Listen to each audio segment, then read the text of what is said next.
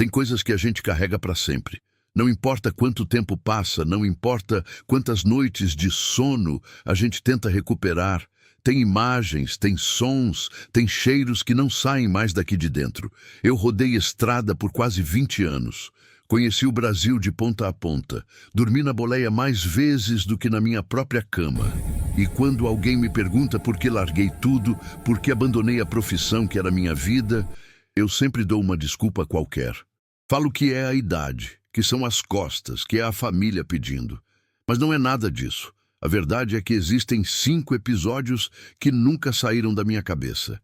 5 viagens que mudaram alguma coisa dentro de mim, que me mostraram que essa imensidão de asfalto guarda mistérios que a gente não está preparado para enfrentar sozinho, noite após noite, quilômetro após quilômetro.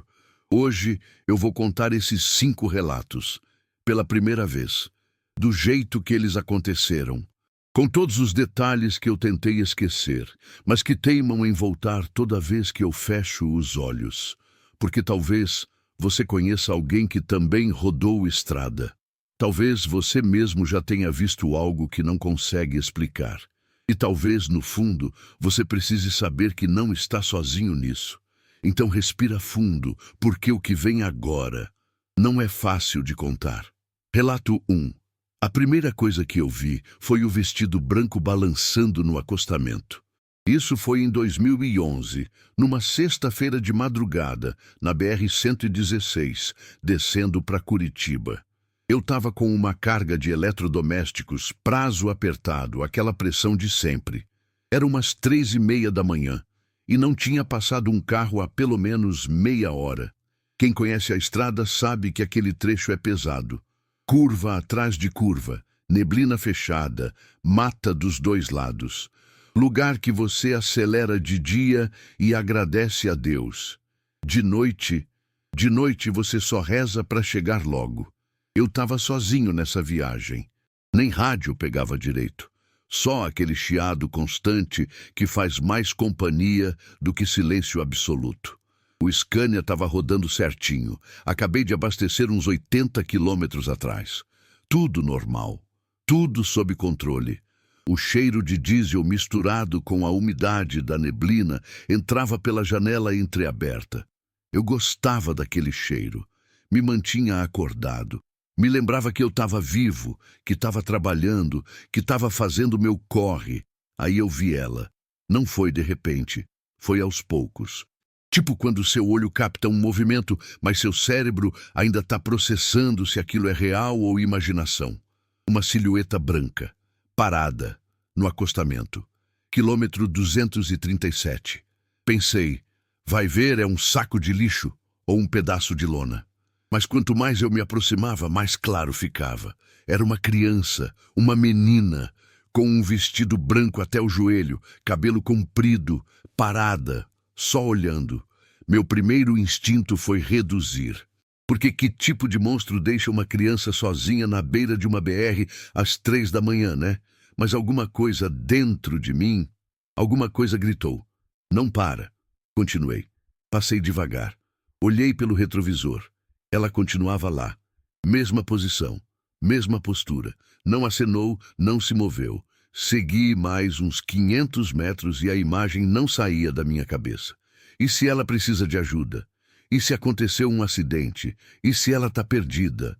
Pisquei os olhos com força. Respirei fundo e fiz a curva. Dei meia volta. Quando voltei para o quilômetro 237, ela não estava mais lá. Olhei para a mata, para o acostamento inteiro, acendi o farol alto. Nada, nem sinal. Pisquei os olhos, confuso. Deve ter entrado no mato, pensei. Alguém deve ter buscado ela. Mas aí eu vi o outro sinal. Meu rádio de comunicação começou a chiar diferente. Não era aquele chiado normal. Era tipo uma voz embargada tentando sair. Eu virei o botão, tentei sintonizar. E no meio daquele estático, eu jurava que ouvi. Não volta! Não volta! Senti um frio subir pela espinha. Engati a marcha e acelerei. Não olhei mais para o retrovisor. Mas a coisa não parou aí. Uns 10 minutos depois, eu vi ela de novo. Mesma menina, mesmo vestido. Quilômetro 248, como se tivesse me ultrapassado, como se tivesse chegado lá antes de mim. Dessa vez eu não reduzi. Acelerou, o coração batendo que nem tambor. E quando olhei para o retrovisor, ela estava de costas. Mas a cabeça dela virou num ângulo que não é natural. E ela ficou me olhando. Eu tinha certeza que era a mesma menina, mesmo vestido, mesmo cabelo, mas não dava para ser, não tinha como ela ter me ultrapassado. Entrei numa espécie de desespero calmo, sabe? Aquele estado em que seu corpo continua funcionando no automático, mas sua mente está gritando. Continuei dirigindo, olhos grudados na pista, mãos firmes no volante, mas por dentro eu estava desmoronando.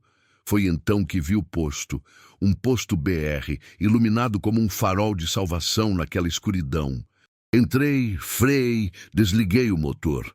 Fiquei ali, tremendo, tentando entender o que tinha acabado de acontecer. O frentista era um senhor de uns 60 anos. Veio até a janela com aquela simpatia típica de quem trabalha de madrugada. "E aí, amigão, completa?" Eu só balancei a cabeça. Me veio um café, bem forte. Desci da cabine com as pernas moles. Sentei num banquinho de plástico ali do lado da loja de conveniência. Acendi um cigarro. Minha mão ainda tremia. O velho trouxe o café. Ficou ali do lado, percebendo que eu não estava bem. Pesado, né? Essa estrada de madrugada. "Tem criança andando aí", eu falei, a voz rouca. "Uma menina de branco. Ela precisa de ajuda." O rosto do velho mudou. Ele puxou um banquinho e sentou do meu lado. "Que quilômetro?" 237. Depois apareceu no 248. Ele ficou em silêncio. Depois suspirou fundo. "Você é o terceiro caminhoneiro que me conta isso esse mês. Sempre de madrugada. Sempre entre o 237 e o 250. Senti meu estômago revirar. "Uns 15 anos atrás", ele continuou, "teve um acidente feio ali. Uma família. Capotaram na curva. Pai, mãe e a filha. A menina tinha uns 7 anos. Vestido branco, porque estavam voltando de uma festa de aniversário. Eu não conseguia falar. Eles dizem que ela ainda está procurando ajuda, que ela não entendeu que já acabou." Terminei o café em silêncio. Paguei. Agradeci. Voltei para o caminhão. Mas antes de subir na boleia, eu olhei para o chão, perto do pneu dianteiro. E vi um lacinho de cetim branco, daqueles que criança usa no cabelo, encharcado de orvalho, como se tivesse acabado de cair ali. Peguei o lacinho, guardei no porta-luvas. Não sei por quê. Talvez para ter certeza de que não tinha imaginado nada. Talvez porque alguma parte de mim sentiu que precisava guardar aquilo, como prova, como respeito. Segui viagem. Cheguei em Curitiba com o sol nascendo. Descarreguei. Recebi meu pagamento. Mas aquela imagem, aquela menina virando a cabeça no retrovisor, nunca mais saiu. O lacinho está até hoje na minha casa, dentro de uma caixinha. Eu mostro para quem não acredita, para quem acha que é lenda, para quem acha que caminhoneiro inventa história. Mas quem roda essas BRs de madrugada, quem conhece o silêncio que habita entre os quilômetros, sabe que tem coisa que a gente não explica, que a gente só testemunha e carrega. E toda vez que eu passava por aquele trecho de novo, eu sentia que ela ainda estava lá, esperando, procurando. Foi a primeira vez que eu pensei, será que eu aguento isso a vida inteira? Será que você aguentaria? Relato 2. A segunda coisa que me quebrou foi o posto fantasma. Isso aconteceu em 2013, na BR-364, entre Porto Velho e Rio Branco. Eu estava transportando gado, e quem trabalha com carga viva sabe o inferno que é. Não pode parar muito tempo, não pode fazer besteira. Os bichos sofrem, o prejuízo é grande, e sua reputação vai pro ralo. Era verão. Aquele calor amazônico que derrete até a sola do sapato. Eu estava com um ajudante nessa viagem, o Nelsinho, um garoto bom de serviço, calado, trabalhador. Saímos de Porto Velho na hora do almoço, planejando rodar até Rio Branco sem parar, só uma paradinha rápida para verificar os animais e abastecer. A estrada estava deserta, asfalto razoável, mas aquela paisagem que não muda. Floresta, floresta, mais floresta. É bonito por uns 5 minutos, depois vira opressivo. Parece que a mata te engole. Rodamos umas 3 horas sem problema. O Nelsinho cochilava no banco do carona. Eu estava ligado, atento, contando os quilômetros. A ideia era abastecer num posto específico que eu conhecia bem, no quilômetro 180. Posto grande, bem estruturado, comida boa. Só que o ponteiro do combustível começou a cair mais rápido que o esperado. Quando eu olhei, já estava entrando na reserva. Merda! Eu sabia que não dava para chegar no 180. Precisava parar antes. Foi quando eu vi a placa. Posto Estrela do Acre, 5 quilômetros. Nunca tinha ouvido falar. Mas alívio é alívio, né? Nelsinho, acorda. Vamos abastecer. Ele se espreguiçou, olhou pela janela. Que posto é esse? Não sei, mas é o que tem. 5 quilômetros certinhos depois, lá estava. Um posto simples, mas organizado. Bomba antiga, dessas mecânicas. Uma lojinha com o telhado de zinco. Uma varanda com cadeiras de plástico. Nenhum carro. Nenhum movimento. Mas estava aberto. As luzes estavam acesas. Encostei na bomba. Desliguei o motor. Fiquei esperando o frentista aparecer. Nada. Nelsinho, desce e vê se tem alguém aí dentro. Ele pulou da boleia e entrou na loja. Eu fiquei ali, olhando em volta. Tinha alguma coisa estranha naquele lugar. Não sei explicar direito. Era tipo silêncio demais. Nem cigarra, nem vento, nada. Nelsinho voltou com uma cara confusa. Tem ninguém não, mas tem um bilhete na porta. Abastecimento livre. Deixe o pagamento no caixa. Franzi a testa. Que história é essa? Sei lá, chefe, mas a gente precisa de diesel. Descemos os dois. Abastecemos. Eu mesmo segurei a bomba, enchendo o tanque até a boca. O cheiro de diesel estava forte, realista, normal. Nelsinho conferiu os bichos lá atrás. Deu água. Tudo certo. Entramos na lojinha para pagar. E, cara, era estranho. Tinha produto nas prateleiras, mas tudo meio empoeirado. Tinha um ventilador girando, mas não ventilava nada. Tinha uma mesa de sinuca no canto, com as bolas ainda posicionadas, como se alguém tivesse interrompido o jogo. E tinha um cheiro. Não era ruim. Era tipo comida antiga. Sabe quando você entra numa casa de vó e sente aquele cheiro de madeira velha, de roupa guardada, de tempo parado? Era isso. Quanto deu? Perguntei para Nelsinho. Ele olhou a bomba pela janela. 240 litros. Fiz as contas, separei o dinheiro, deixei em cima do balcão. Junto com o dinheiro, deixei um bilhete. Obrigado. Caminhão branco, placa tal, que Deus abençoe. Voltamos para o caminhão. Liguei o motor. Tudo funcionando. Segui viagem. Mas aí começou o estranho de verdade. Uns 50 quilômetros depois, Nelsinho olhou para mim e falou: Chefe, você está sentindo um cheiro? Eu senti. Cheiro de alfazema, forte, dentro da cabine. Como se alguém tivesse borrifado perfume. Abriu alguma coisa aí? Perguntei. Não, nada. O cheiro durou uns 10 minutos e sumiu. Continuamos. Chegamos no posto do quilômetro 180, aquele que eu conhecia. Parei para jantar. E foi ali que tudo desmoronou. Eu comentei com o gerente do posto. Rapaz, salvou minha vida aquele posto Estrela do Acre ali atrás. Combustível estava acabando. O cara me olhou com uma expressão estranha. Que posto? Estrela do Acre, uns 90 quilômetros atrás. Ele chamou outro frentista. Os dois trocaram um olhar. Amigo, não existe posto entre aqui e Porto Velho. O próximo é só daqui a 140 quilômetros, sentido Rio Branco. Senti meu sangue gelar. Como assim não existe? Eu abasteci lá. Meu ajudante está ali. Pergunta para ele. Chamei o Nelsinho. Ele confirmou tudo. Descreveu o posto, a bomba, a lojinha, o bilhete. O gerente balançou a cabeça. Tem uma história antiga de um posto que ficava por aqui, mas fechou faz mais de 20 anos. O dono morreu. A família abandonou. Dizem que derrubaram tudo. Mas eu abasteci lá. Ele apontou para o tanque do caminhão. Então vamos conferir. Fomos, mediram o combustível, conferiram a nota que eu tinha anotado. E estava tudo certo.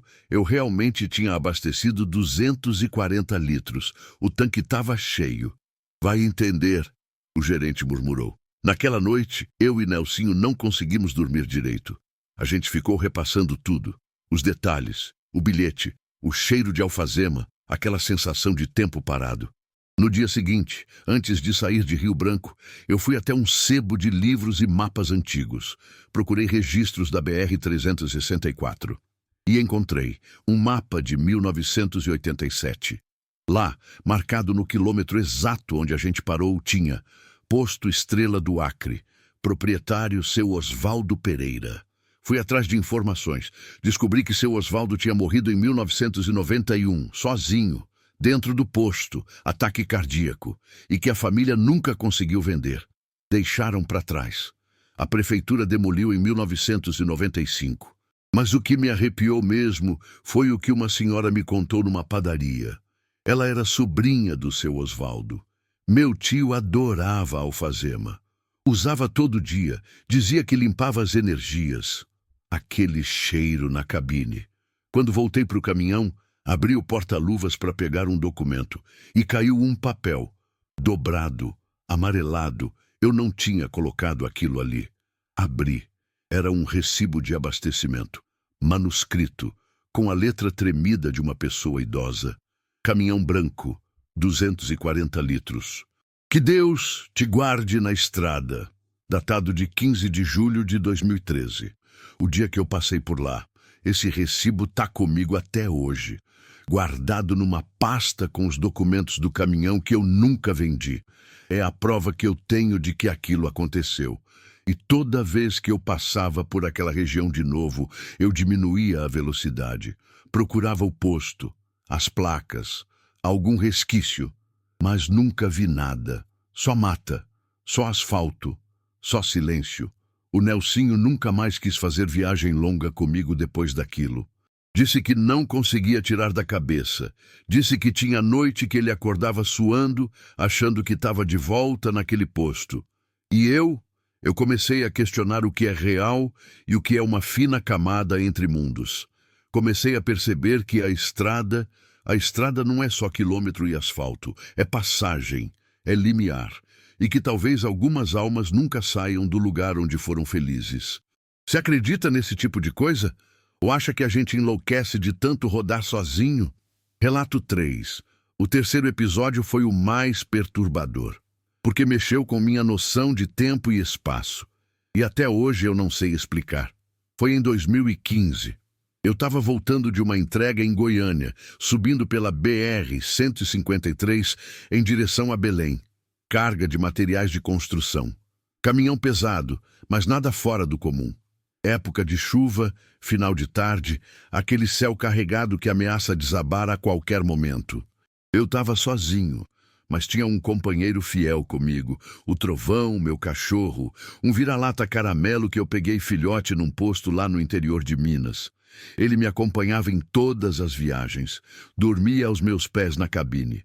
Me fazia companhia quando a solidão apertava. Passava das 7 da noite, quando eu decidi que ia rodar até encontrar um lugar seguro para dormir.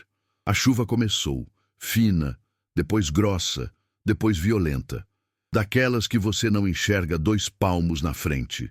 Reduzi a velocidade, liguei o pisca-alerta, segui no meu canto devagar. Foi então que eu passei por uma placa. Trevo de Porangatu. 12 quilômetros. Ok, pensei. Chego lá, paro, espero a chuva passar. 12 quilômetros. Contei mentalmente o tempo. Com a chuva e a velocidade baixa, daria uns 15 minutos. Continuei. O Trovão estava inquieto, andando de um lado para o outro da cabine, rosnando baixo. Calma, garoto, já vamos parar. Olhei para o odômetro. 10 quilômetros. 11, 12. Nenhum trevo. Estranhei. Olhei de novo. 13 quilômetros, 14, 15, nada. Que diabos? Pensei que tinha me distraído, que tinha passado sem ver, mas não fazia sentido. Um trevo daquele tamanho, eu não ia errar. Continuei mais uns 5 quilômetros e vi outra placa. Trevo de Porangatu, 12 quilômetros. Senti um frio na barriga. Não, não é possível. Olhei para o trovão. Ele estava parado agora, olhando para frente, com as orelhas empinadas, rosnando. Não para mim, para a estrada. Continuei, devagar, contando cada quilômetro. Dessa vez eu ia prestar atenção em tudo, cada placa, cada curva, cada detalhe. 12 quilômetros depois, a mesma placa. Trevo de Porangatu, 12 quilômetros. Minha respiração falhou. Era impossível. Eu não tinha feito retorno. Não tinha dado meia volta. Tinha seguido reto, a mesma direção, o tempo todo. Mas era a mesma placa. Eu tinha certeza. Tinha até um adesivo de caveira colado nela. O mesmo adesivo, no mesmo lugar. Comecei a suar frio. O coração disparou. Calma. Respira. Deve ser outra placa igual. Deve ser coincidência. Mas eu sabia que não era. Parei o caminhão no acostamento. Desliguei o motor. Fiquei ali na chuva tentando entender. O trovão desceu comigo. Fez xixi ali do lado, nervoso. Voltou correndo para a cabine. Peguei o mapa, conferi. Trevo de Porangatu, único na região. Não tinha como ter duas placas iguais a cada 12 quilômetros. Liguei o caminhão. Respirei fundo. Vou passar mais uma vez, e dessa vez eu não tiro o olho. Segui. E aconteceu de novo. 12 quilômetros, a placa, o adesivo, tudo igual. Só que dessa vez eu reparei em mais alguma coisa. Uma cerca de arame farpado, logo depois da placa, com 3 mourões tortos, e entre o segundo e o terceiro, amarrado no arame, um pedaço de pano vermelho. Segui os 12 quilômetros de novo. Quando cheguei na placa, a cerca estava lá, os mourões, o pano vermelho. Eu estava preso num loop. A estrada se repetia, como se eu tivesse entrado numa dobra do espaço. Como se aquele trecho tivesse se tornado um laço infinito. Comecei a entrar em pânico. Gritei, bati no volante. O trovão latiu junto comigo, sem entender o que estava acontecendo. Sai! Sai dessa estrada! Gritei para mim mesmo, mas não tinha saída. Só floresta dos dois lados, só chuva, só escuridão. Foi então que eu vi o farol. Não era um farol de carro, era uma luz fraca, tremeluzente, como de uma lanterna velha, do lado da estrada. Parada, diminuí a velocidade. A luz se aproximou, e eu vi. Um homem, de capa de chuva amarela, braço levantado, pedindo carona. Todo instinto em mim gritou, não para! Mas alguma coisa mais forte me disse, ele é a saída. Parei. O homem abriu a porta, subiu, não falou nada, tirou o capuz. Era um senhor, cabelos brancos, rosto cansado, olhos fundos. Obrigado, ele disse, a voz rouca. Faz tempo que eu estou esperando alguém passar. Quanto tempo? Perguntei, a voz tremendo. Ele sorriu, um sorriso triste. Não sei. Aqui, o tempo não passa direito. Senti meu estômago revirar. Você tá preso, não tá? Ele disse não como pergunta, mas como constatação. Balancei a cabeça. Eu também fiquei 3 dias rodando essa estrada, até que eu entendi. Entendeu o quê? Que não adianta tentar sair sozinho. Você precisa de alguém que já passou por isso. Ele apontou para frente. Segue até a placa. Quando chegar nela, fecha os olhos. Fecha de verdade, e só abre quando eu mandar. Eu queria perguntar mais. Queria entender, mas não tinha tempo para dúvida. Segui. Cheguei na placa, fechei os olhos, senti a mão dele no meu ombro. Agora acelera, e não abre. Acelerei no escuro, com os olhos fechados, confiando num desconhecido. Senti o caminhão balançar, senti uma pressão nos ouvidos. Como se eu tivesse mudado de altitude de repente. Agora pode abrir. Abri. E eu estava em outro lugar. A chuva tinha parado. O céu estava estrelado. E lá na frente, a uns 2 quilômetros, brilhava o trevo de Porangatu. Como... Olhei para o lado. O homem não estava mais lá. O banco do carona estava vazio. Mas em cima do painel estava a lanterna velha dele, enferrujada. com uma fita isolante no cabo e um bilhete grudado nela. Cuida dessa estrada. Ela não é o que parece. Cheguei no trevo, parei, desci, beijei o chão, chorei. O trovão lambeu meu rosto agitado, feliz. Guardei a lanterna. Segui viagem. Parei no primeiro posto e liguei para minha esposa. Contei tudo. Ela achou que eu estava doente. Febre. Alucinação. Mas eu sabia que não era. Dias depois, eu fui atrás de reportagens daquela região e encontrei um acidente. 2003. Um caminhoneiro tinha desaparecido na BR-153. Encontraram o caminhão dele dias depois, vazio, no acostamento. Motor ligado, sem nenhuma marca de violência. O corpo nunca foi encontrado. O nome dele era Joaquim dos Santos. Na foto da reportagem, era ele, o homem de capa amarela. A lanterna eu nunca usei, tá guardada, porque eu sei que ela não é minha, é dele. E talvez um dia outro caminhoneiro precise dela. Essa foi a terceira vez que eu percebi. A estrada cobra, ela leva, ela devolve, mas sempre no tempo dela. E que tem coisas que a gente não controla, que a gente só atravessa, se tiver sorte. Você acredita em loops de tempo? Ou acha que foi só cansaço da minha cabeça?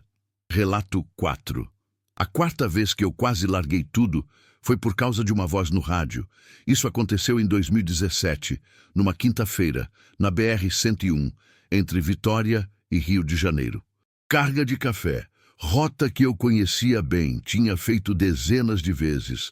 Viagem tranquila, sem pressão. Eu estava comboiado nessa. Eu e mais 2 caminhoneiros amigos, o Sidão e o Paraíba. A gente tinha combinado de rodar junto, se comunicando pelo rádio PX, aquela frequência que os caminhoneiros usam para trocar ideia, avisar de blitz, de buraco, de perigo. Saímos de Vitória no finalzinho da tarde. Tempo bom, trânsito fluindo, tudo certo. O Sidão ia na frente, eu no meio, Paraíba atrás. A ideia era rodar umas 4 horas e parar num posto conhecido para jantar e dormir. As primeiras 2 horas foram normais. A gente conversava no rádio. Bobagem, futebol, piada, reclamação de frete, essas coisas. Era gostoso. Fazia a viagem passar rápido, até que o rádio começou a chiar. Não era chiado normal, era algo mais agudo, intermitente, como se alguém tivesse tentando sintonizar a frequência, mas não conseguindo completamente. Vocês estão ouvindo isso? Perguntei no rádio. Escutei nada não, respondeu o Sidão. Nem eu, disse o Paraíba. Achei estranho, mas relevei. Às vezes acontece interferência.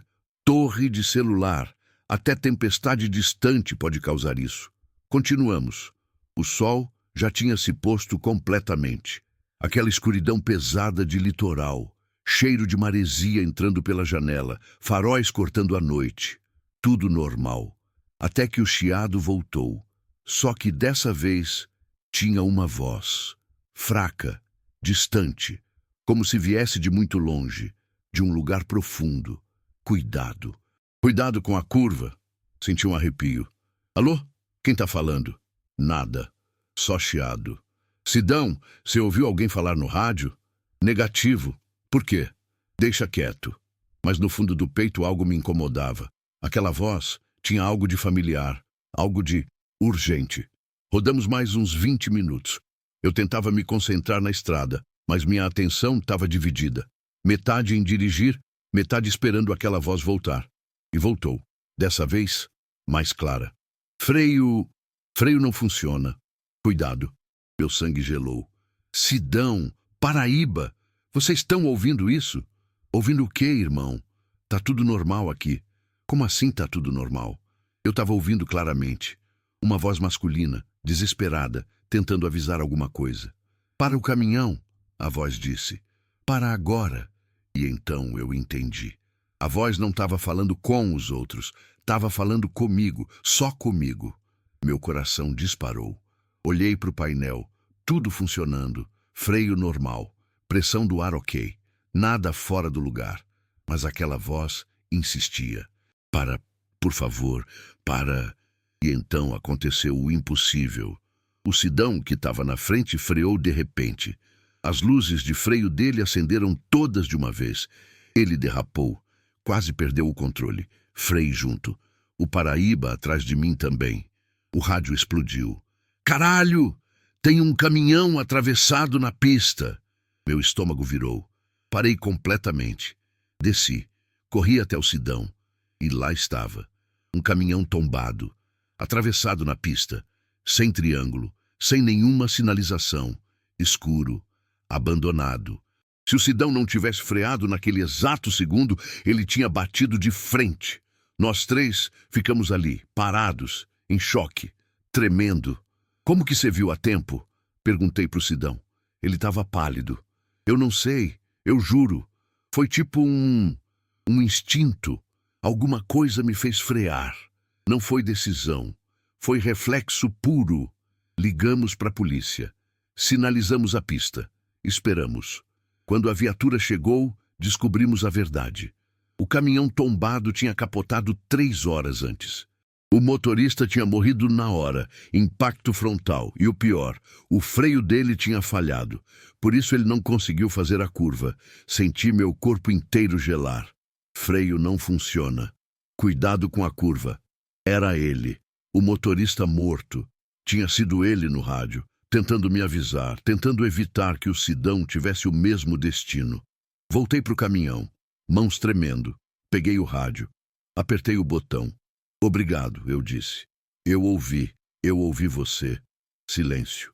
Então, uma última vez, a voz veio. Clara, calma, em paz. Segue com Deus. E nunca mais voltou. Naquela noite, nenhum de nós conseguiu dormir.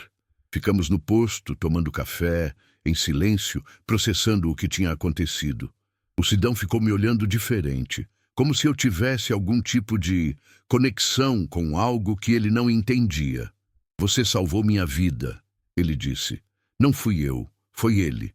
No dia seguinte, antes de seguir viagem, eu voltei no local do acidente. Já tinham removido o caminhão, mas no chão, meio escondido entre a vegetação do acostamento, eu encontrei um chaveiro de metal com um santo, Santo Cristóvão, o santo dos motoristas. Estava arranhado, sujo de terra, mas ainda brilhava um pouco no sol da manhã.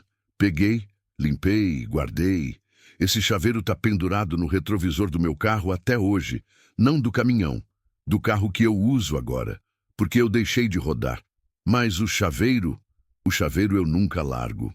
É minha lembrança de que existem coisas maiores do que a gente, de que talvez, mesmo depois, algumas almas ainda tentam proteger, ainda tentam ajudar, ainda cumprem uma missão.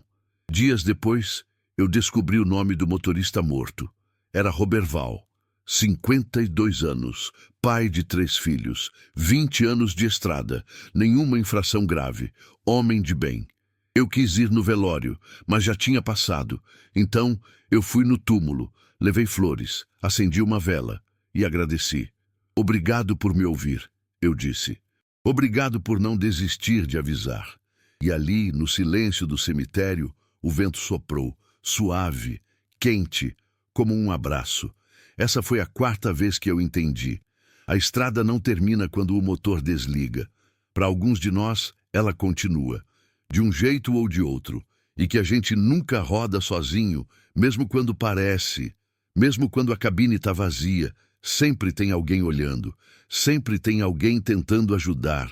Você acredita que os mortos podem nos proteger ou acha que foi só coincidência? Relato 5.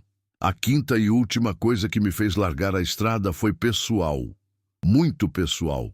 Aconteceu em 2018, minha última viagem como caminhoneiro. Eu estava transportando equipamentos médicos de São Paulo para Recife. Carga delicada, alto valor, seguro pesado, responsabilidade grande. Mas eu era experiente. Confiava no meu taco. O que eu não sabia é que essa viagem ia me ensinar a lição mais importante de todas. Saí de São Paulo numa segunda de manhã, tempo fechado. Clima carregado, aquele tipo de dia que você sente que algo vai acontecer, mas não sabe o quê. Eu estava sozinho, sem ajudante, Sem cachorro dessa vez, porque o trovão tinha morrido 2 meses antes. Velhice. Morreu dormindo, do jeitinho que eu queria que fosse comigo quando chegasse minha hora. Tava fazendo aquela viagem meio no automático, sem emoção, sem paixão, só cumprindo o protocolo. Já fazia uns meses que eu tava assim, cansado, desgastado, sentindo o peso dos anos na lombar, no joelho, na alma. Minha filha tinha me ligado no dia anterior. Pai, quando que o senhor vai parar com isso? A gente mal te vê. Você tá ficando velho. Já deu, né? Eu tinha resmungado alguma coisa, desconversado. Mas no fundo eu sabia que ela tinha razão. Rodei o dia inteiro, parei para abastecer, comi um marmitex frio, segui. A BR-116, aquela velha conhecida. Tantos anos, tantas histórias. Já passava da meia-noite quando eu comecei a sentir o cansaço bater forte. Aquele cansaço que não é só do corpo, é da alma, é de uma vida inteira carregando peso. Pensei em parar, mas faltavam só mais 100 quilômetros até um posto que eu conhecia. Aguenta mais um pouco, eu disse para mim mesmo. Foi então que eu vi a placa, pedágio à frente, 15 quilômetros. Ok, normal, segui. Mas quando cheguei no pedágio, não tinha pedágio. Tinha uma cancela, fechada, e um guarda, de uniforme antigo, me fazendo sinal para parar. Estranhei, mas parei. Abri a janela. Boa noite, eu disse. O guarda me olhou com uma expressão séria. Documentos. Entreguei. Ele conferiu. Devolveu. Senhor tá cansado, ele disse. Não era pergunta. Tô, mas tô quase chegando. Ele balançou a cabeça. Não tá, não. Cê tá no limite. Senti um incômodo. Como assim? O senhor já rodou demais, já viu demais, já carregou demais. Meu coração apertou. Quem é você? Ele não respondeu diretamente. Só apontou para frente. Ali na frente tem um acostamento, para lá, descansa. Amanhã o senhor decide se continua ou não. Mas eu preciso entregar essa carga. A carga pode esperar. Sua vida, não. Senti um nó na garganta. Não sei por quê. Talvez porque ninguém nunca tinha me dito isso daquele jeito, com aquela firmeza, aquele cuidado. Vai, ele disse abrindo a cancela. E dirige com calma. Passei. Olhei no retrovisor. A cancela. O guarda. Tudo sumiu. Como se nunca tivesse existido. Fui até o acostamento que ele mencionou. Parei. Desliguei o motor. E pela primeira vez em muito tempo, eu chorei. Chorei de cansaço, de solidão, de saudade, de tudo que eu tinha sacrificado, das festas de aniversário que eu perdi, dos almoços de domingo que eu não tava, das noites que minha esposa dormiu sozinha. Chorei até não ter mais lágrima. E então eu dormi. Dormi profundamente, sem pesadelo, sem susto, sem medo. Quando acordei, já era dia claro. Sol forte, pássaros cantando. Peguei o celular, tinha uma mensagem da minha filha. Pai, sonhei com o senhor hoje. Sonhei que o senhor estava voltando para casa. Foi tão real. Senti meu peito apertar de novo. Liguei para ela. Filha, eu tô voltando. Ela ficou em silêncio. Depois começou a chorar. Sério, pai? Sério. Essa é minha última viagem. Eu vou entregar essa carga e vou para casa. E não volto mais. Terminei aquela viagem diferente, mais leve, mais consciente, prestando atenção em cada detalhe, nas árvores, no céu, nas pessoas nos postos, como se fosse a primeira vez que eu realmente estava vendo tudo aquilo. Entreguei a carga em Recife, assinei os papéis, recebi meu pagamento e voltei para São Paulo de ônibus. Deixei o caminhão para a empresa buscar. Não quis dirigir de volta, porque eu sabia que se eu subisse naquela boleia de novo, ia ser difícil descer. Antes de sair de Recife, passei numa loja de artigos religiosos e comprei uma imagem de São Cristóvão, pequena, de resina, nada especial. Mas quando peguei ela na mão, algo caiu do bolso da embalagem, um papel, dobrado, amarelado. Abri, era uma oração, manuscrita, com uma caligrafia antiga, e no final estava escrito: para o caminhoneiro cansado, descanse, Sua missão foi cumprida. Não tinha assinatura, não tinha data, mas eu sabia. Era mensagem para mim. Guardei o papel, paguei a imagem, voltei para o hotel. E naquela noite, pela primeira vez em 20 anos, eu consegui dormir sem sentir o balanço do caminhão, sem ouvir o ronco do motor, sem sonhar com estrada. Hoje, 4 anos depois, eu trabalho numa transportadora, escritório, planejamento de rotas, ajudo os novatos, ensino o que aprendi, mas não rodo mais. Minha filha casou, tenho um neto, janto em casa todo dia, durmo na minha cama e acordo sem dor nas costas. O papel com a oração tá na minha carteira, junto com a foto da família. É meu lembrete de que tinha alguém cuidando de mim, de que não era coincidência, de que quando a gente está no limite, aparecem sinais, sinais que a gente pode escolher ignorar ou ouvir. Eu escolhi ouvir. E você, se recebesse um aviso assim, daria ouvidos ou continuaria até não aguentar mais? Então é isso. Esses foram os 5 episódios que me fizeram largar a boleia. A menina de branco que me mostrou que algumas almas ainda vagam buscando paz. O posto fantasma que me ensinou que existem dimensões que se tocam, que nem tudo que a gente vê é deste plano. A estrada em loop que me fez entender que o tempo não é linear, que existem brechas na realidade que a gente não explica. O recado no rádio que me provou que os mortos não abandonam os vivos, que ainda tentam proteger, mesmo de longe. E o guarda da cancela que me deu a permissão que eu precisava para parar, para descansar, para voltar a viver. Eu amei a estrada. Amei cada quilômetro, cada amanhecer na boleia, cada conversa de posto, cada carga entregue. Foi minha vida, foi minha identidade. Mas tem hora que a estrada cobra o preço, e o preço pode ser sua sanidade, sua família, sua alma. Eu paguei minha parte, aprendi minhas lições, conheci o Brasil inteiro, vi coisas que a maioria das pessoas nunca vai ver. Boas e ruins, explicáveis e inexplicáveis. Hoje, quando eu vejo um caminhão passando, eu faço uma oração, porque eu sei o peso que aquele homem carrega.